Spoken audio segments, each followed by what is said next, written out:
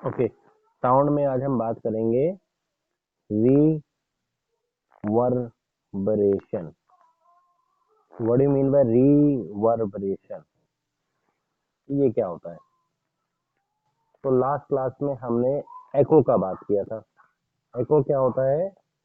अगर हम कोई साउंड प्रोड्यूस करते हैं और वो साउंड एनर्जी एक पर्टिकुलर डिस्टेंस जाए, मिनिमम डिस्टेंस तो हमने कैलकुलेट किया था, इट वाज 17.2 मीटर, और 17.2 मीटर ही ट्रैवल करके वापस आए तो टोटल डिस्टेंस 34.4 मीटर हो जाता है, और हमें एक अपने ही साउंड का एक रिपीटिशन सुनाई देता है। इसको हम बोलते हैं एको। ठीक है, दैट इज कॉल्ड एको। बात खत्म हो गई। लेकिन अगर हम एक ऐसी जगह पर खड़े हैं जहां पर साउंड इधर से जाएगी, टकराएगी, हमारे ईयर पर आएगी, फिर ये दूसरे और पिछले डायरेक्शन में या दूसरी तरफ भी एक ऑब्स्टेकल है, वहां से जाके टकराएगी, फिर इधर टकराएगी, फिर हमारे पास आएगी, तो हम क्या देखेंगे? ये तो एक रिफ्लेक्शन नहीं हुआ, कई बार हो गया, और वो साउंड हमें कई बार हमारे कानों पे सुनाई देगी, और वो फटाफट फटाफट जब सुनाई देगी तो वो हमें एक पर्टिकुलर साउंड क्लियर ना होकर आवाज का एक consistent group of mixing of wave होगा, जिसको हम कह सकते हैं कि ये साउंड का गूंज है। गूंजना एक वर्ड होता है हमारा, बोलते हैं गूंजना, है ना? कई बार हम बाथरूम में या कोई खाली जगह जाते हैं तो हमारी आवाज गूंज रही होती है। गूंज में क्या होती है? Repeated reflection of sound. Actually में repeated reflection of sound, definition लिखते हैं फिर और समझेंगे। The repeated reflection of sound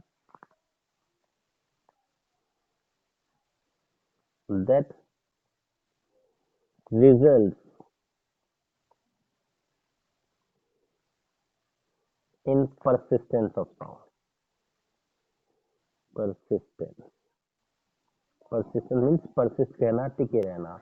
sound इधर गई, यहाँ एक ऑब्स्टेकल आ गया, ऑब्स्टेकल आगे टकराई, वापस आई, इधर भी एक ऑब्स्टेकल है, टकरा के, तो जो ईयर है उस पर साउंड कई बार आ रही है, रिफ्लेक्ट होके, तो वो जो रिपीटेड रिफ्लेक्शन है वो एको ना रहकर एको का मल्टीपल मल्टीपल एको, वो बन गई हमारी reverberation. Repeated reflection of sound that result in the persistence of sound is called echo, sorry reverberation.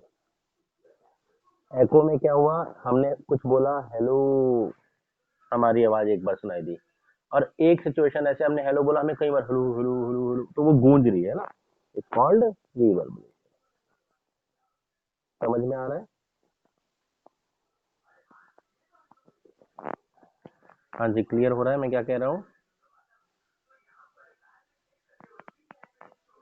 जब साउंड मल्टीपल टाइम रिफ्लेक्ट होती है तो एक वेव, साउंड वेव रिफ्लेक्ट होकर आई, इतनी देर में दूसरी वेव, तीसरी वेव, वो सब में वेव्स का मिक्सिंग हो गया, उसको हम बोलते हैं reverberation, repeated reflection of sound. ठीक है ना? खाली जगह में हम अक्सर ऐसा बोलते हैं, एक बार नहीं कई बार आवाज हमारे कानों तक आ रही है, वो गूंज रही है। ओके, अब रिवर्बरेशन कैसी चीज है? सर रिवर्बरेशन साउंड का एक मतलब बैड फिनोमिना, अच्छा फिनोमिना तो नहीं है। खास तौर पे अगर हम कोई म्यूजिक सुन रहे हैं किसी ऑडिटोरियम में बैठकर, ठीक है ना, और वहां पर ऑडिटोरियम में हम बैठे हैं और वहां पर साउंड बार बार रिवर्बरेट करे, मींस रिपीट रिफ्लेक्शन करे, तो हमें बड़ा अनईजी सा लगे, हमें कुछ समझ में नहीं आएगा, आवाज गूंज रही है, वो इस तरह का साउंड बार बार कंटिन्यूसली आ रहा है। तो रिवर्बरेशन जो है वो एक तरह से अनईजी है या अनप्लेजेंट है। हम तो नहीं चाहते रिवर्बरेशन हो। हम मूवी देखने गए हॉल में, मूवी हॉल में, वहां पर पहली साउंड आई, दूसरी आई, लेकिन अभी पहली साउंड ही परसिस्ट कर रही थी, तो दूसरी साउंड वेव उस पर और परसिस्ट कर गई, लॉस नहीं हो रहा एनर्जी का, और एनर्जी परसिस्ट कर रही है उस बंद जगह में, और वो सब क्या कर गई? एक रिवर्बरेट करने लगी, गूंजने लग गई। हॉल में हम गए, that is also very unpleasant. तो हम रिवर्बरेशन हॉल्स में म्यूजिक जहाँ सुन रहे हैं जगह जगह नहीं चाहते। ठीक है ना? तो हम चाहते कि रिवर्बरेशन ना हो। रिवर्बरेशन हो क्यों रहा है? रिवर्बरेशन का कॉज क्या है? तो मैंने कहा ये तो हो रहा है रिपीटेड रिफ्लेक्शन ऑफ साउंड से, रिपीटेड रिफ्लेक्शन ऑफ साउंड से। साउंड बार बार रिफ्लेक्ट कर रही है, इधर जाते टकराती है। तो अगर ये रिफ्लेक्ट ना करे बार बार, कैसे नहीं कर सकती, तो हम एक काम करते हैं, जब साउंड यहाँ पर जाए, किसी वॉल पे किसी टकराए, अगर हम यहाँ पर साउंड को एब्जॉर्ब करा दें एनर्जी को, तो ठीक है, एनर्जी बहुत कम बचेगी और कम जाएगी का मतलब रिवर्बरेशन का मेन वजह है रिफ्लेक्शन ऑफ साउंड। और अगर आपको रिवर्बरेशन को मिनिमाइज करना है, कम करना है, खत्म करना है, तो आप क्या करिए, यू डू द एब्जॉर्प्शन। आप वो प्रिंसिपल लगाइए जिसमें साउंड एब्जॉर्ब हो जाए। साउंड की एब्जॉर्बेशन कैसे हो सकती है? साउंड की एब्जॉर्प्शन करने के लिए हमें साउंड एब्जॉर्बिंग मटेरियल्स लगाने पड़ेंगे।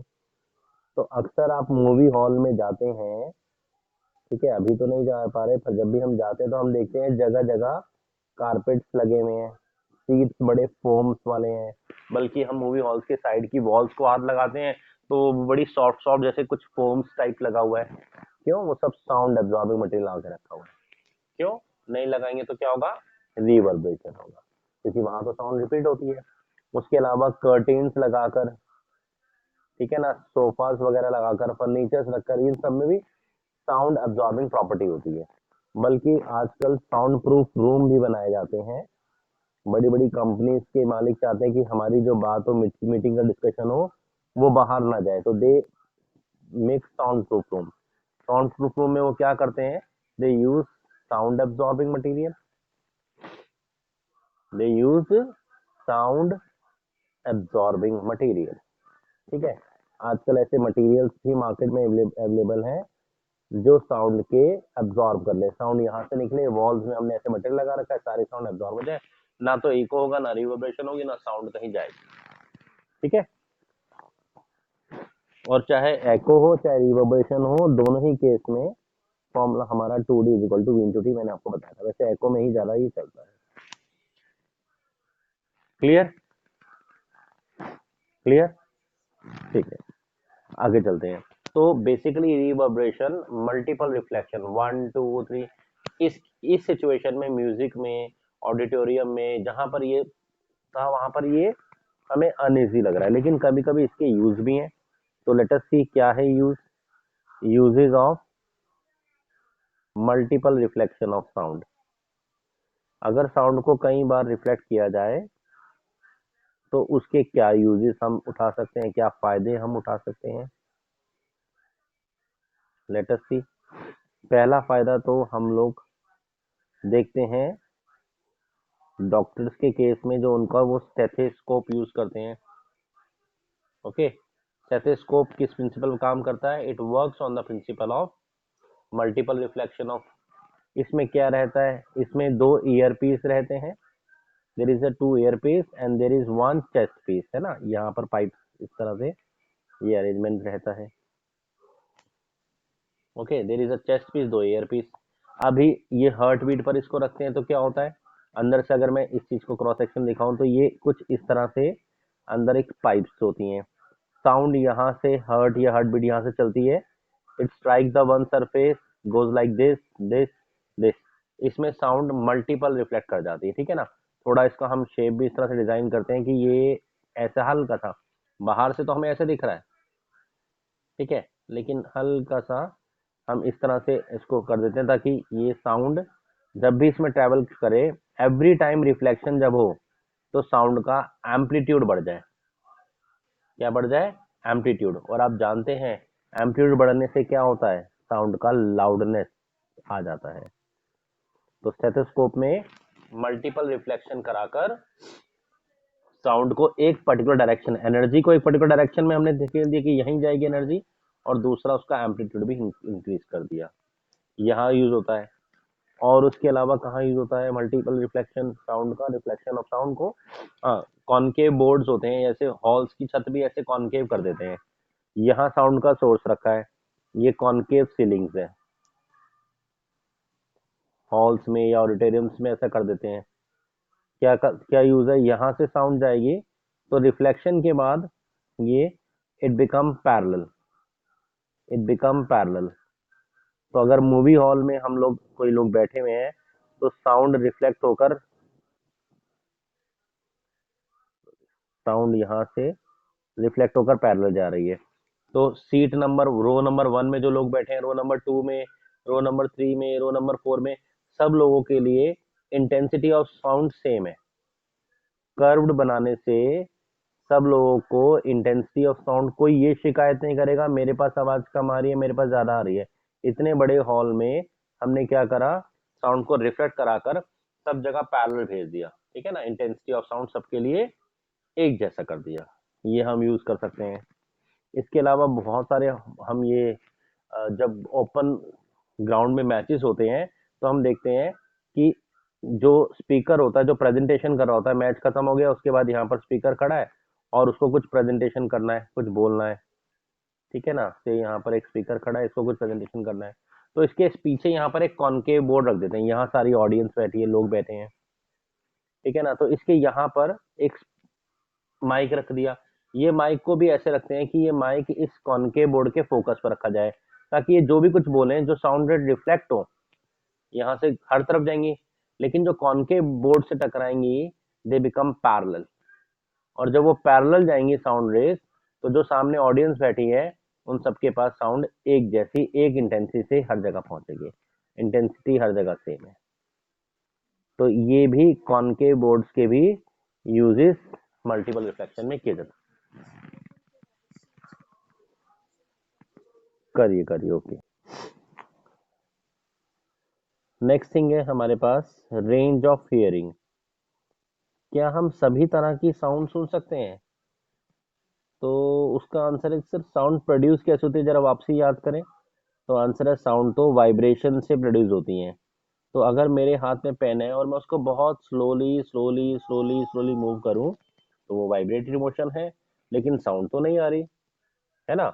लेकिन साउंड तो वाइब्रेशन से प्रोड्यूस होती है। बहुत सारी चीजें जो बहुत स्लो स्लो वाइब्रेट कर रही हैं, तो हम उसको साउंड को, जरूरी नहीं है हर साउंड को सुन पाए, because there is a range of hearing. Range of hearing को हमने 3 रेंज में डिवाइड कर रहा है। वन इज ऑडिबल रेंज, आप हर साउंड नहीं सुन सकते।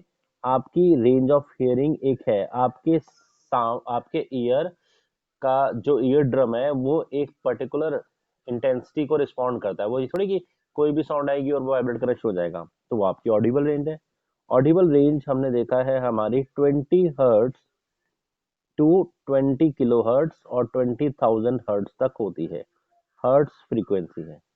तो ऐसी साउंड जिनकी फ्रीक्वेंसी इस रेंज में आती है, जिसकी वाइब्रेशन एक सेकंड में 20 बार से लेकर 20,000 हर्ट्ज तक होती है, वो हम सुन सकते हैं।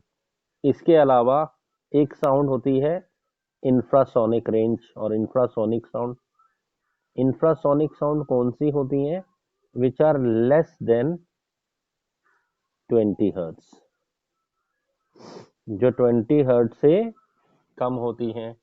और इसके अलावा होती हैं, we have ultrasonic sound. Ultrasonic sound कौन सी होती हैं? Which are greater than 20 kilo hertz. 20 kilo hertz से जो ज्यादा होती हैं, ठीक है ना, उसको हम बोलते हैं अल्ट्रासोनिक। ओके। अगर हम क्या कहते हैं, डॉग्स की बात करें, तो डॉग्स 25 किलो हर्ट्ज तक का साउंड सुन सकते हैं, ठीक है ना, 25 किलो हर्ट्ज का। और अगर हम राइनोसोर्स की बात करें तो वो 20, माउस जो है वो भी, रैट्स जो हैं ये अल्ट्रासोनिक गेम्स कहते हैं, अल्ट्रासोनिक साउंड को यूज करते हैं। बैट्स अल्ट्रासोनिक स्क्वीक्स यूज करते हैं। और ये जो ब्लू वेल्स और एलिफेंट्स हैं वो इस रेंज में आती हैं, इंफ्रासोनिक की रेंज में, वेल्स और एलिफेंट्स, ठीक है ना। कुछ फिशेस जो होती हैं वो अर्थक्वेक का भी जो साउंड, अर्थक्वेक आने से पहले कुछ एनिमल्स अपना खास तरह का बिहेवियर शो करते हैं, उनको अर्थक्वेक की साउंड की फ्रीक्वेंसीज पता लग जाती है, वो सुन सकते हैं, ठीक है। तो सबकी अलग अलग रेंज है। हमारी range from 20 hertz to 20 kilo hertz होती है। जो छोटे बच्चे होते हैं 5 साल से नीचे जो है वो 25 किलो हर्ट्स तक सुन सकते हैं। डॉग्स भी 25 किलो हर्ट्स तक का साउंड सुन सकते हैं। क्लियर है? तो this is the range of hearing. Okay. चलिए, इसमें से अल्ट्रासोनिक जो साउंड है या अल्ट्रासोनिक वेव्स हैं, ये काफी हाई फ्रीक्वेंसी है। देख रहे हैं आप, इनकी फ्रीक्वेंसी काफी हाई है। Ultrasonic waves are high frequency sound waves. High frequency का मतलब है, आप आगे आगे एक फॉर्मूला पढ़ेंगे, एनर्जी, किसी भी चीज की जो एनर्जी होती है किसी भी वेव की, उसका फॉर्मूला होता है H into new.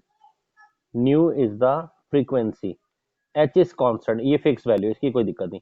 E stand for energy, मतलब किसी भी वेव की एनर्जी उसकी फ्रीक्वेंसी पे डिपेंड करती है। एज फ्रीक्वेंसी अल्ट्रासोनिक की बहुत हाई है, तो उससे बनने वाली एनर्जी भी बहुत हाई होगी। क्लियर? दोबारा से, इंफ्रासोनिक साउंड की फ्रीक्वेंसी बहुत कम है, ऑडिबल की एक लिमिटेड है, लेकिन अल्ट्रासोनिक साउंड वेव्स की फ्रीक्वेंसी भी हाई है। अगर फ्रीक्वेंसी हाई तो उनकी एनर्जी भी हाई है। तो उस हाई एनर्जी का, अल्ट्रासाउंड का, हम कई जगह पर यूज करते हैं। लेट अस सी हम कहाँ कहाँ यूज कर सकते हैं। तो this is known as application of ultrasound. Application of ultrasound.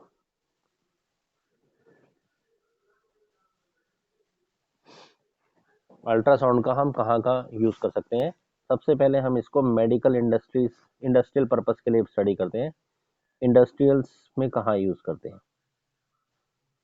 Industrial application. Industrial application में हम इसका एक जो यूज करते हैं वो स्पाइरल ट्यूब्स कई जगह पर इंडस्ट्रीज में यूज होती हैं। स्पाइरल ट्यूब्स होती हैं, या कोई बड़ी ऑड शेप्ड चीजें होती हैं, या अल्ट्रासोनिक कोई इलेक्ट्रॉनिक कंपोनेंट्स हैं, कोई ऑड शेप पार्ट्स हैं। स्पाइरल ट्यूब से समझाता हूँ। मान लीजिए कोई इंडस्ट्रीज है जहां पर ये इस तरह की एक स्पाइरल ट्यूब्स है, और इस ट्यूब के थ्रू कोई लिक्विड फ्लो कर कर आगे बढ़ता है। ठीक है ना? कोई लिक्विड या कोई केमिकल इस ट्यूब के थ्रू यहाँ से फ्लो कर रहा है, यहाँ से फ्लो कर रहा है, ये ऐसे ऐसे कई सारे टर्न्स, ट्विस्ट के थ्रू टर्न ऐसे फ्लो कर रहा है लगातार। ठीक है? अब मान लीजिए कोई यहाँ पर लिक्विड भी फ्लो कर रहा है। अब मान लीजिए लिक्विड के थ्रू कोई यहाँ पर कुछ प्रॉब्लम आ जाती है, कुछ गंदगी फंस जाती है, कोई डर्ट पार्टिकल्स ट्रैप्ड हो जाते हैं, है ना? इंडस्ट्री, मान लीजिए कोई कपड़ा इंडस्ट्री है जिसमें केमिकल्स यूज करते हैं, तो ये कैसे हटाएंगे? यहाँ तो लिक्विड लिक्विड का फ्लो रुक जाएगा, हमारा पूरा ऑपरेशन स्टॉप हो जाएगा। तो क्या करते हैं, सोल्यूशन में यहाँ पर high frequency ultrasonic waves produce करते हैं, रिलीज करते हैं, छोड़ देते हैं। जो ऐसे हार्ड टू सरफेस होते हैं, इनमें अल्ट्रासोनिक वेव्स को सोल्यूशन के थ्रू सेंड किया जाता है। तो जैसे मैंने कहा फ्रीक्वेंसी हाई है, तो इनकी एनर्जी भी क्या होगी? Very high. तो ये क्या करते हैं, हाई फ्रिक्वेंसी एनर्जी वेव्स, ये जो डस्ट पार्टिकल है इसको भी अपनी एनर्जी प्रोवाइड कर देते हैं।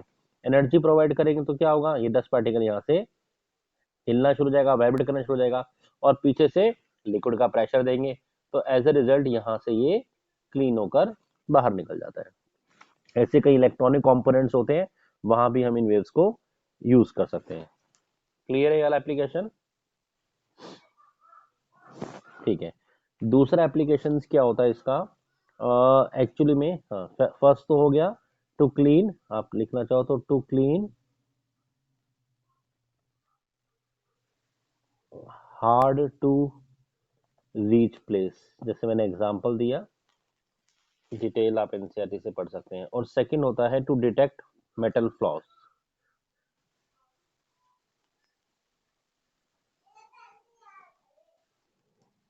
मेटल फ्लॉस, ठीक है ना? अब ये कैसे डिटेक्ट करते हैं जरा देखते हैं। तो मान लीजिए एक बड़ी कंपनी है जिसको लोहे का इतना बड़ा, to detect metal flaws, metal के बड़े बड़े ब्लॉक्स होते हैं, देयर कैन बी फ्लॉस और क्रैक्स इन दीज ब्लॉक्स, तो उसको हमें डिटेक्ट करना होता है। कर ले लो। देखिए कैसे करते हैं। तो कई कंपनीज को बड़े बड़े मेटल के ब्लॉक्स परचेज करने होते हैं, लोहे के बड़े बड़े ब्लॉक्स, बिल्कुल सॉलिड ब्लॉक्स हैं, ऐसे जितना बड़ा हमारा रूम्स है, ऐसे बड़े बड़े ब्लॉक्स हैं। हमें इसको बाद में क्या करना होता है, यहाँ से हम इसको ऐसे बाद में कट करते जाएंगे ऐसे ऊपर से, और पीसीस अलग करते जाएंगे, ऐसे कट करेंगे, ये एक पीस अलग हो जाएगा, फिर यहाँ से कट करेंगे, फिर एक पीस अलग हो जाएगा। ठीक है ना, तो बड़ी कंपनी ऐसे ब्लॉक्स लेती हैं इंडस्ट्रियल पर्पज में। अब हमें क्या पता इस ब्लॉक के अंदर कहीं पर यहाँ पर कोई डिफेक्ट हो, बीच में से खाली हो, खोखला हो, कोई फ्लॉज हो। अब हमने क्या करा, हमने इसको पीस को ऐसे कट किया, हमें पता ही नहीं बीच में फ्लॉ आ गया, और हमने इस मेटल के पीस को ऐसा हॉरिजॉन्टल किया और एक ब्रिज बनाने में लगा दिया यहाँ पर। अब जी यहाँ से गाड़ियां जा रही हैं, ट्रक जा रहे हैं, बीच में यहाँ पर एक फ्लॉ है, क्या होगा ओवर द पीरियड टाइम, ये फ्लॉ है, स्ट्रेंथ ही नहीं होगी, टूट जाएगा, ब्रिज भी गिरेगा। ठीक है ना, तो बड़ा देख लेना पड़ता है कि हम बड़े बड़े पीसेज लगा रहे हैं लोहे के अंदर, तो ये फ्लॉ तो नहीं है। तो इसके लिए भी अल्ट्रासोनिक वेव्स का यूज किया जाता है। कैसे यूज किया जाता है, हम एक एंड से एक फेस पर ultrasonic waves with the help of एक सिग्नल, अल्ट्रासोनिक वेव्स को भेजने वाला होता है, that is known as ultrasonic transmitter, wave transmitter, यहाँ भेजते हैं। और इधर होता है एक अल्ट्रासोनिक वेव्स रिसीवर, डिटेक्टर भी कहते हैं। ठीक है ना, जितने फ्रीक्वेंसी या जितने एनर्जी के सिग्नल हम यहाँ भेज रहे हैं, अगर ये उतने सेम फ्रीक्वेंसी के सेम एनर्जी के रिसीव हो जाते हैं, ठीक है ना, तो हम समझ जाते हैं देयर इज नो फ्लॉ। लेकिन अगर कोई फ्लॉ होता है तो क्या होता है, वेव्स की एक क्वालिटी होती है, जहां कोई फ्लॉ मिलेगा तो वहां से वो वेव्स की एनर्जी में चेंजेस आ जाएंगे और वो वहां से रिफ्लेक्ट बैक कर जाएंगे। ठीक है ना, या रिफ्लेक्ट बैक कर जाती है या उसके कुछ करंट्स में चेंजेस आ जाते हैं, वो डिटेल्स नहीं हमारी। तो अगर कहीं पर कोई डिफेक्ट होता है तो अल्ट्रासाउंड वेव वहां से रिफ्लेक्ट बैक हो जाएंगी। तो जहां से हमने सेंड की थी और जहां हमने रिसीव की थी, दोनों में अगर हमें डिफरेंस लगता है तो हम समझ जाते हैं कि मेटल्स में कोई ना कोई फ्लॉ है। हमें पूरा मेटल खोल के अलग से नहीं, हम समझ जाएंगे इतने टुकड़े में है, हम वो टुकड़ा, वो पीस हटा देंगे। क्लियर है, तो मेटल के फ्लॉस के लिए ये तो हो गया industrial purpose. Now let us discuss for the medical purpose. Medical purpose में भी हम अल्ट्रासोनिक वेव्स का या अल्ट्रासाउंड का यूज करते हैं। ठीक है, एक यूज इसका है echocardiography. Echocardiography, what is echocardiography, जैसे हार्ट है या कोई और बॉडी का ऑर्गन है, उस पर लगातार अल्ट्रासोनिक वेव्स पास की जाती हैं, और वो जो रिसीव होती है, रिफ्लेक्ट बैक करके आती हैं, उससे इमेजिंग ड्रॉ की जाती है। सारा आजकल सॉफ्टवेयर सिस्टम से होता है, पर हम लगातार अल्ट्रासोनिक वेव्स रिलीज करते हैं और उससे एक इमेज प्रोड्यूस करते हैं जो लगातार हमें वीडियो की फॉर्म में दिखती रहती है। ठीक है ना, तो उससे हम हर्ट की एक इमेज बना पाते हैं या कोई भी बॉडी पार्ट की, मेनली तो हर्ट से रिलेटेड है, तो हम समझ जाते हैं कि हमारे फंक्शनिंग हर्ट की ठीक हो रही है और वो ठीक काम कर रहा है, कोई फ्लॉ तो नहीं, कुछ प्रॉब्लम तो नहीं है। ठीक है, इस तरह से हम ये यूज करते हैं। उसके अलावा एक आपने जो है, जैसे जो फेटस होता है, ग्रोइंग बेबी होता है मदर के वॉम में, उसको भी चेक करने के लिए हमने सुना है कि आपने सुना होगा कि अल्ट्रासाउंड टेस्ट होता है, अल्ट्रासोनोग्राफी। उसमें भी हम यही करते हैं कि अल्ट्रासोनिक वेव्स को पास करा जाता है और जो ग्रोइंग फेटस है उसकी इमेज को ऑब्टेन किया जाता है। ठीक है ना, उसकी इमेज को ऑब्टेन किया जाता है, उससे हमें सब कुछ पता लगता है।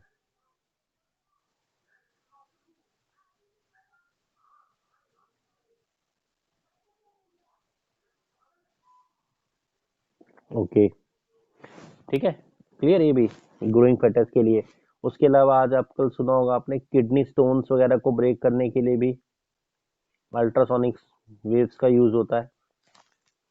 ठीक है ना, हाई फ्रीक्वेंसी वेव्स जहां बॉडी में स्टोन्स वगैरह हैं, ठीक है ना, कुछ क्लस्टर्स है, उस पर गिराकर उनको ब्रेक डाउन किया जाता है किडनी स्टोन्स, और फिर वो फ्लश आउट हो जाता है यूरिन के थ्रू।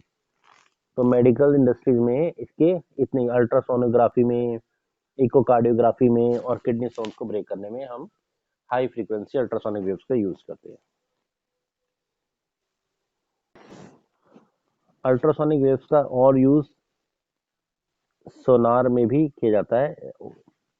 ठीक है ना, sonar stand for, S O stand for sound, N stand for navigation, इसका पूरा मैपिंग करना, and ranging, sound navigation and ranging ये टेक्निक के लिए यूज किया जाता है, ठीक है ना। इसको हम एको रेंजिंग के नाम से भी जानते हैं। इस टेक्निक को we also known as echo ranging, क्योंकि प्रिंसिपल तो वही है एको वाला, ठीक है। बेसिकली ये जो सोनार है ये कहाँ यूज होता है, ये एक डिवाइस है जो बेसिकली शिप्स में, जो भी हमारे शिप्स चलते हैं या जितने सबमरीन्स होते हैं उसमें ये डिवाइस यूज होता है, ठीक है। तो सोनार बेसिकली एक डिवाइस है। इसमें जो बेसिक प्रिंसिपल है उसमें दो चीजें बड़ी एसेंशियल होती हैं। एक तो इसमें ट्रांसमीटर होता है, ये ट्रांसमीटर क्या करेगा, ट्रांसमिट करेगा अल्ट्रासोनिक वेव्स को, किस डायरेक्शन में, सब डायरेक्शन में। और देयर इज अ रिसीवर जो अल्ट्रासोनिक वेव्स को रिसीव करेगा, ओके। ट्रांसमीटर अल्ट्रासोनिक वेव्स को प्रोड्यूस भी करता है, it produce and transmit, it produce and transmit ultrasonic waves. और ये क्या करता है, ये रिसीव करता है। कैसे काम करता है जरा देखिए। किसी भी शिप में ये डिवाइस हम सेटअप कर देते हैं, ठीक है ना। अब ये वाटर में ऐसे लगातार शिप मूव कर रहा है, यहाँ डिवाइस है, ये क्या करेगा, डिवाइस हर डायरेक्शन में अल्ट्रासोनिक वेव्स सेंड करेगा, सेंड अल्ट्रा, इधर भी इधर भी इधर भी इधर भी, हर डायरेक्शन में, ठीक है ना। शिप के उस तरफ भी, जो मैं नहीं दिखा पा रहा हूँ स्क्रीन की तरफ, it sends ultrasonic waves in every direction, ठीक है, सेंड करेगा। और अल्ट्रासोनिक वेव्स रास्ते में कोई ऑब्स्टेकल होंगी, जहां भी कोई, मे भी कोई ग्लेशियर भी हो सकता है, ठीक है ना, कोई दूसरे दुश्मन का सबमरीन भी हो सकता है, जहां तक जाएंगी जाएंगी फिर वो टकरा के वापस आएंगी, ठीक है ना, टकरा के वापस आ जाएंगी। ये ऐसे रिसीवर उस वेव्स को रिसीव करेगा, और जो इसको चलाने वाला कैप्टन है उनकी स्क्रीन पर इसकी पूरी मैपिंग हो जाएगी, उनको दिखेगा ये मेरा शिप है और यहाँ तक ये इस डायरेक्शन में और इस डायरेक्शन में, ये सिग्नल बिल्कुल क्लियर है, कोई प्रॉब्लम नहीं है। मैं शिप आराम, क्योंकि शिप कोई साइकिल तो है नहीं कि एकदम से मुड़ जाएगा, उनको मोड़ने के लिए भी काफी सफिशिएंट डिस्टेंस चाहिए होता है, ठीक है ना। तो उनको एक पूरा मैपिंग होकर आ जाएगा कि भाई इस डायरेक्शन में, इतने डायरेक्शन में एकदम क्लियर है। कई बार हो सकता है कोई अगर स्पाई वर्क के लिए किसी दुश्मन का सबमरीन छुप के बैठा हो, तो उनके पास ऑलरेडी मैपिंग होती है सारा कि भाई इंडिया के लोगों को पता है कि ये जो मेरा सी है, इसमें इतने एरिया में यहाँ पर हमारे सोल्जर्स बैठे हैं, तो इतना एरिया हमारी बाउंड्री में आता है, ठीक है ना। जैसे कोई दुश्मन का यहाँ पर कुछ आएगा सिग्नल, तो अल्ट्रासोनिक वेव्स उसको डिटेक्ट कर लेंगे कि भाई यहाँ को सबमरीन आ रहा है या कुछ आ रहा है, तो उसके अकॉर्डिंगली वो एक्शन करेंगे, ठीक है। बेसिकली प्रिंसिपल क्या, ट्रांसमीटर ने सेंड वेव्स को सेंड किया और वेव्स को रिसीव किया। जाने का डिस्टेंस डी, आने का distance D, total distance 2d, ठीक है। वी वेलोसिटी उनको पता होती है, ठीक है। टाइम डिटेक्टर में आ जाता है, वेव गई, तो as a result distance v into T upon 2, तो डिस्टेंस भी पता लग जाता है कि हमारी वेव ने कितना डिस्टेंस ट्रेवल किया। डिस्टेंस के हिसाब से पूरा नेविगेशन मैप तैयार हो जाता है। क्लियर है, क्लियर है। बेसिकली प्रिंसिपल क्या है, वही रेंजिंग वाला है, एको वाला ही है। सबसे पहले वेव्स ट्रांसमिट प्रोड्यूस भी की, ट्रांसमीटर ने सेंड करी, वाटर से ट्रेवल करी, और जो भी उसके रास्ते में ऑब्जेक्ट है या सी बेड है, वहां से वापस आकर रिफ्लेक्ट होकर डिटेक्टर ने सेंस कर ली। डिटेक्टर वापस इलेक्ट्रॉनिक सिग्नल्स को इलेक्ट्रिकल सिग्नल्स बना देता है, अल्ट्रॉनिक वेव्स को इलेक्ट्रिकल सिग्नल में कन्वर्ट कर लेता है, और उस इलेक्ट्रिकल सिग्नल से एक पूरी मैपिंग एक पूरा हो जाता है। लॉजिक क्या है कि भाई कितना डिस्टेंस ट्रेवल किया, उसके हिसाब से लॉजिक है, और स्क्रीन पर पूरा एक मैपिंग बनकर आ जाती है। जैसा मैंने बताया, इस टेक्निक को हम इको रेंजिंग भी कहते हैं, क्योंकि ये भी इको वाला ही प्रिंसिपल है, एको वाले पे, ओके। जितने भी आपके जो बताया मैंने अंडर वाटर हिल्स हैं, कोई ग्लेशियर तो नहीं आ गया, कोई आइसबर्ग। आइसबर्ग के बारे में क्या होता है, देखिए आइसबर्ग में हमने टाइटैनिक के बारे में भी सुन रखा है ना, इतना बड़ा शिप है। अब आइसबर्ग में क्या होता है, आइसबर्ग 1% हमें बाहर दिख रहा होता है, जबकि उसका 99% इतना बड़ा आइसबर्ग है, पूरा पहाड़ दिख रहा है हमें इतना टिप सा। लेकिन अगर हम ये टेक्निक जानते तो हमें पता है, अगर ये यहाँ से वेव्स आ गई, तो हमें पता है भाई इतने ही दूरी पर हमारी कोई ऑब्स्टेकल है, तो हम शिप को पहले स्टीयर अवे कर देंगे, बच के निकल जाएंगे, इतने बड़े को तो काटना मुश्किल है। ठीक है ना, तो ये इसके लिए कोई सबमरीन तो नहीं छुप के बैठा हुआ, ये सब पता कर सकते हैं। क्लियर। चलिए एक क्वेश्चन करते हैं, एग्जाम्पल 12.3 एनसीईआरटी। तो मैं आपको ये बता दूं, जितने भी क्वेश्चन आपके एको के हैं या जितने भी सोनार वाले क्वेश्चन है, हमारा फॉर्मूला यूज हो रहा है 2D is equal to V into T. Distance twice क्यों है? क्योंकि यहाँ पर सिग्नल को सेंड करना है और वापस रिसीव भी करना है। चलो let us read the example. A ship sent out ultrasonic waves that return from the seabed and detected after 3.42 second. एक शिप ने अल्ट्रासोनिक वेव भेजी और आना और जाना मिला का टोटल टाइम इज 3.42 सेकेंड। कई बार बच्चे इस टाइम को हाफ भी कर लेते हैं। जब हाफ करेंगे तो 2D का कंसेप्ट नहीं लगाना, पर नॉर्मली 2D लगा दो, टाइम को सेम ले लो। Now the speed of ultrasonic waves जो समुद्र में वाटर में ट्रेवल कर रही है, that is given 1531 metre per second. ये हमें पता है, हमारा सिग्नल इतनी स्पीड पे जा रहा है। तो आपसे पूछ रहे हैं, बताइए डिस्टेंस सी बेड का कितना है, सी बेड कितना दूर है। वेरी सिंपल, हमने देखा ये अल्ट्रासोनिक वेव्स का क्वेश्चन है, शिप ने भेजी, टोटल टाइम गिवन है, तो we know that 2D is equal to V into two, straight forward question. And D is equal to V into T upon two. What is V? That is 1531 into total time यहाँ ले रहे हैं क्योंकि हमने distance double ले लिया है। And to this, इसको सॉल्व करेंगे तो इट इज 1.71 और फर्दर सिंप्लीफाई करेंगे तो will get our answer as, कितना आ रहा है हमें, that is 2618 metre, approximate 2.62 kilometre. समुद्र का बेड लगभग हमें पता है, इतनी गहराई पे हम आराम से अपना शिप चला सकते हैं, कोई प्रॉब्लम नहीं है। क्लियर, इस तरह से हम इसको कर सकते हैं। बैट्स भी जो होते हैं ना, चमगादड़, दे ऑल्सो यूज अल्ट्रासाउंड स्क्विक्स। ये भी अल्ट्रासोनिक वेव्स या अल्ट्रासाउंड स्क्विक्स प्रोड्यूस करते हैं, ठीक है, टू कैच देयर प्रे, और अपना शिकार, चूहा, छोटा मोटा जानवर, उसको पकड़ने के लिए ये इस टेक्निक का यूज करते हैं।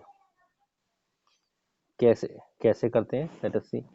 तो जो बैट्स होते हैं ये अंधेरे में रात को फ्लाई करते हैं और ये अपने माउथ से लगातार अल्ट्रासोनिक वेव्स हर डायरेक्शन में रिलीज करते हैं, हर तरफ रिलीज करते हैं, ठीक है।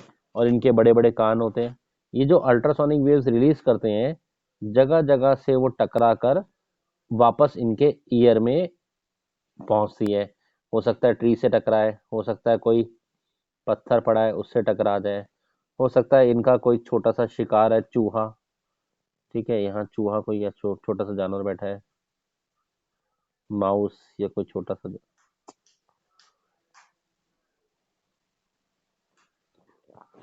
ठीक है ना, ये माउस बैठा है, हो सकता है किसी ह्यूमन से टकराए, ठीक है, हो सकता है किसी और चीज से, बिल्डिंग से टकराए।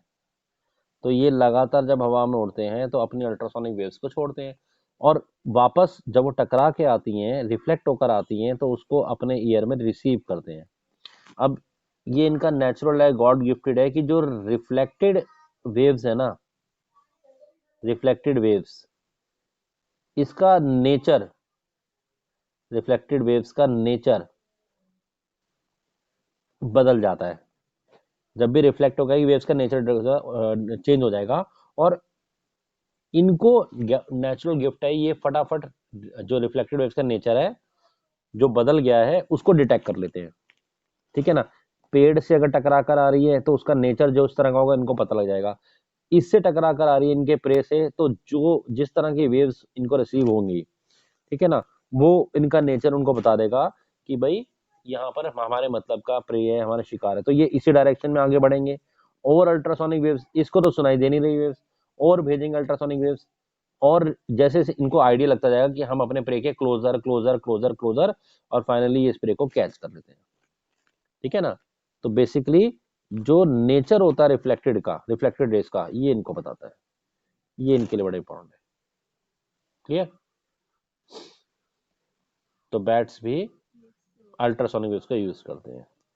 अच्छा, थोड़ा सा वैसे ह्यूमन ईयर हमारा है नहीं, पर फिर भी अब आया तो पढ़ लेते हैं, टॉपिक को भी खत्म कर लेंगे। ह्यूमन ईयर की अगर हम बात करें तो हमारा ह्यूमन ईयर देखा जाए तो इसके तीन ब्रॉड पार्ट हैं। एक, one is outer ear, another is middle ear, and third one is inner ear. Human ear के तीन ब्रॉड पार्ट है। आउटर ईयर, ये जो बड़ा सा हमें ऐसा दिख रहा है बाहर वाला पार्ट, ठीक है, इसका काम है साउंड वेव्स को अपनी तरफ खींच लेना। इसको हम पिन्ना के नाम से भी जानते हैं। पिन्ना, पिन्ना ऐसा बड़ा है क्योंकि साउंड वेव्स को उसको रिसीव करना है। ठीक है, यहाँ से जो भी रिसीव करेगा साउंड वेव्स, उसके बाद ये एक केनाल, एक ओपनिंग है, ठीक है ना, जहां पर ये साउंड वेव्स पास होती हैं, जिसको हम बोलते हैं auditory canal. This is known as auditory canal. ऐसे एक ट्यूब से समझ लीजिए। ऑडिटरी केनाल के एंड पर, यहाँ पर एक कान का, जिसको सिंपल भाषा में बोलते हैं कान का पर्दा लगा रहता है, जिसको हम बोलते हैं ईयर ड्रम या टिम्पैनिक मेम्ब्रेन, वो प्रेजेंट रहता है। ईयर ड्रम और टिम्पैनिक मेम्ब्रेन, ठीक है, ये सारा हमारा आउटर ईयर है। यहाँ से फिर हमारा मिडल ईयर शुरू होता है। मिडल ईयर में टिम्पैनिक मेम्ब्रेन से जुड़ी हुई तीन बोन्स रहती हैं। बोन नंबर 1, बोन नंबर 2, यहाँ पर बोन नंबर 3 ऐसे रहती है। इसको बोलते हैं हैमर, एनविल और स्टिरअप। इनका क्या काम होता है, जो ईयर ड्रम की वाइब्रेशंस होती हैं, ये तीनों बोन्स ईयर ड्रम की वाइब्रेशन वाइब्रेट करती हैं और सिग्नल को एम्पलीफाइड कर देती है, सिग्नल को बढ़ा देती है, एम्पलीफाइड कर देती है। ठीक है ना, ये खुद भी हिलेंगी, ईयर ड्रम हिला, ये हिली, ये हिली, तो ये कई गुना सिग्नल्स को ट्रैप करती हैं। ठीक है ना, हैमर एंड स्ट्रिप। और फिर ये मिडल ईयर के बाद यहाँ से हमारा इनर ईयर होता है। इनर ईयर में बेसिकली कॉचला, कॉचलिया इसको बोलते हैं, CO स्पेलिंग है इसके, COCHLE, कॉचलिया प्रेजेंट होता है। ठीक है ना, कॉचलिया का काम क्या है, जो यहाँ पर वेव्स आई या जो सिग्नल्स आए, उसको it turns into electrical signals, it turns these signals into electrical signals. और ब्रेन के पास इलेक्ट्रिकल सिग्नल जाते हैं, जिसको ब्रेन इंटरप्रेट करता है हम क्या सुन रहे हैं। इस तरह से हमारा ईयर ड्रम काम करता है। ठीक है, ऑडिटरी नर्व होती है जो लेके जाती है। तो सबसे पहले पिन्ना ने रिसीव किया, ऑडिटरी कैनाल में पास किया, एंड पर ईयर ड्रम है, कंप्रेशन आया तो ईयर ड्रम अंदर, फिर रेयरफेक्शन आया बाहर, फिर कंप्रेशन आया साउंड का अंदर, फिर बाहर, अंदर बाहर में इट स्टार्ट्स वाइब्रेटिंग। इसकी वाइब्रेशन किसके साथ जुड़ी हुई है, मिडल ईयर के साथ। मिडल ईयर के तीन बोन्स है, हैमर, एनविल और स्टिरअप, तो वो भी स्टार्ट वाइब्रेटिंग हो गई। जैसे ही वो वाइब्रेट करेंगी तीनों बोन्स, ठीक है, सिग्नल जो है कॉचलिया को एक सिग्नल मिलने लग जाएगा, इलेक्ट्रिकल सिग्नल, और मतलब कॉचलिया में वाइब्रेशन होगी जो इलेक्ट्रिकल सिग्नल बना देगा और वो ब्रेन को सर्व कर देगा। ओके, इस तरह से ये हमारा ह्यूमन ईयर काम करता है। हाँ जी, we are doing question number 13 NCERT and this is very important question. What is question? Question ये है कि हमने, there is a tower, there is a tower and the height of tower is 500 metre. Okay, 500 metre tower का height है, और there is a pond of water, a splash, यहाँ पर, yes, इस पॉइंट पर वाटर का पॉन्ड है, pool कुछ भी लगा लो, वाटर प्रेजेंट है। हमने क्या किया, हमने यहाँ से एक स्टोन को जस्ट ड्रॉप कर दिया। ठीक है ना, एक पर्सन यहाँ टावर के टॉप पे खड़ा है, इसने क्या किया, यहाँ से एक स्टोन को जस्ट ड्रॉप, फेंका नहीं है, ड्रॉप कर दिया। क्वेश्चन ये है कि ये स्टोन जब यहाँ से जाएगा, फ्री फॉल की तरह गिरेगा, गिरेगा, यहाँ टकराएगा। जैसे ही टकराएगा तो यहाँ पर वाटर के पार्टिकल्स वाइब्रेट करना शुरू कर देंगे और साउंड प्रोड्यूस होगी। तो क्वेश्चन ये है कि ये वेव्स इस पर्सन के पास कितनी देर के बाद पहुंचेगी, स्टोन ड्रॉप करने के कितनी देर के बाद, यही क्वेश्चन है। स्पीड ऑफ साउंड वेव हमें गिवन है, साउंड की ट्रैवल करने की स्पीड है 340 मीटर पर सेकंड इन एयर। एयर में जानी है, वैसे तो साउंड हर तरफ जाएगी, प्रोड्यूस होकर यहाँ भी जाएंगी, वाटर में जाएंगी, इधर हमें ऊपर वाली की तरफ डायरेक्शन देखना है। क्लियर क्वेश्चन यही है। यस। अब टाइम को ऑब्जर्व कीजिए, टाइम टोटल लगेगा कहाँ? तो आंसर इसमें दो केस का टाइम लग रहा है, एक टाइम T1 मैं बोल रहा हूँ, एक टाइम T2 बोल रहा हूँ। T1 कौन सा टाइम है? T1 वो टाइम है जो स्टोन को फॉल होने में लग रहा है, स्टोन को फॉल होने में लग रहा है, या स्टोन को लग रहा है रीच होने में, कहाँ तक? वाटर पूल तक। अच्छा, तो स्टोन को फॉल होने में कुछ टाइम तो लगेगा, वो टाइम तो लिया जाएगा। प्लस T2 कौन सा टाइम है? T2 वो टाइम है जो साउंड वेव्स को ट्रैवल करने में लगेगा ऊपर की तरफ, sound waves to travel at top. दो टाइम है यहाँ पर, एक कौन सा टाइम है जो स्टोन को फॉल होने में लगेगा, एक साउंड वेव को ट्रैवल करने में लगेगा। क्लियर? दोनों टाइम को ऐड करेंगे टोटल टाइम आ जाएगा। अच्छा, T1 स्टोन को फॉल होने वाला टाइम है, और स्टोन एक फ्री फॉल बॉडी है, यानी कि स्टोन के जो फॉल में टाइम लग रहा है, इसको हम फ्री फॉल बॉडी की तरह स्टोन को ट्रीट करेंगे, और उसके लिए हम इक्वेशंस लगाएंगे फ्री फॉल की। तीन equation you know very well, है ना? फ्रीली फॉलिंग बॉडी की equation, v is equal to U plus G T and so on. और T2 में सिर्फ वेव चल रही है, और वेव के लिए हम नॉर्मल टाइम की कैलकुलेशन करेंगे। चलिए, तो इस क्वेश्चन करते हैं। सबसे पहले हम T1 निकाल रहे हैं। T1 कौन सा टाइम है? Time taken by stone to reach the pool, to reach water और पूल। ओके जी, ठीक है। स्टोन एक फ्री फॉल बॉडी है, ऊपर से गिराई गई है, उसका यू हो गया 0 metre per second. The height जो स्टोन ने कवर करनी है, that is height of the building 500 metre. G की वैल्यू यहाँ पर है 10 मीटर पर सेकेंड स्क्वायर। और टाइम निकालने के लिए we can use the second equation, h is equal to U T plus half G T square. Okay, h कितना है? 500। u ड्रॉप कर रहे हैं तो दैट इज जीरो, ये पूरा पार्ट जीरो हो गया। Half into G, that is 10, positive लेंगे डाउनवर्ड जा रहा है, एंड टी स्क्वायर, यहाँ से कैंसिल किया 5, 5 डिवाइड करेंगे तो यहाँ पर जाकर डिवाइड हो जाएगा, it will become 100। T square is equal to 100, and what is T is equal to under root of 100, that is 10 second. Okay, ये वो टाइम आया जो सिर्फ स्टोन को नीचे जाने में लगा, सिर्फ ये स्टोन को नीचे जाने में लगना ही लगना है। पानी 10 सेकंड के बाद आएगा, स्टोन टकराएगा, एक टाइम तो ये हो गया। अब स्टोन टकरा गया, ये पूल पर स्टोन टकराया और वेव्स बनी। अब T2 कौन सा टाइम है? Time taken by sound waves, time taken by sound waves to reach top, ऊपर पहुंचने में जो टाइम लगेगा। ओके जी, कितना टाइम लगेगा? टाइम होगा distance upon speed. What is the distance? ये डिस्टेंस कितना है जो वेव ने चलना है, बताइए। वेव ने कितना डिस्टेंस ट्रैवल करना है, बताइए बताइए जल्दी। वेव्स को कहाँ पहुंचना है? इस पर्सन को जो बिल्डिंग के टॉप पे खड़ा है, तो वेव को कितना डिस्टेंस ट्रैवल करना है? 500 मीटर बेटा। क्या स्पीड है वेव के चलने की? That is given 340 metre per second, ये भी हमें गिवन है।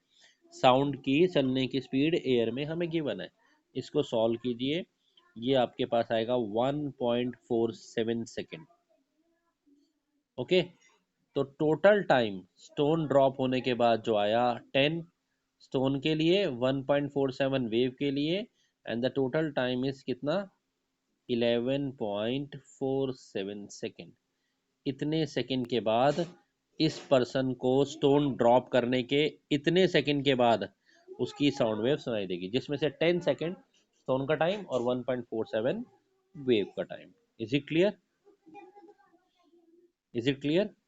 एग्जामिनेशन क्वेश्चन को टर्न करके देता है, वो आपको टोटल टाइम दे देगा, वो आपको यहाँ पर इस सिचुएशन में टोटल टाइम भी दे देता है। कई बार कहता है भाई इतनी देर के बाद आवाज़ सुनाई दी, बिल्डिंग की हाइट ये रही, अब बताओ स्पीड, साउंड की स्पीड कितनी है। बड़ा सिंपल है, अगर टोटल टाइम गिवन है तो पहला टाइम निकाल लीजिए 10 सेकेंड, रिमेनिंग टाइम कितना हो गया? 1.47 सेकेंड। इस रिमेनिंग टाइम को डिस्टेंस से मल्टीप्लाई डिस्टेंस से करेंगे तो स्पीड इज इक्वल टू होता है डिस्टेंस अपॉन टाइम। तो वहां से हम स्पीड भी निकाल सकते हैं साउंड वेव की एयर में। Clear to you?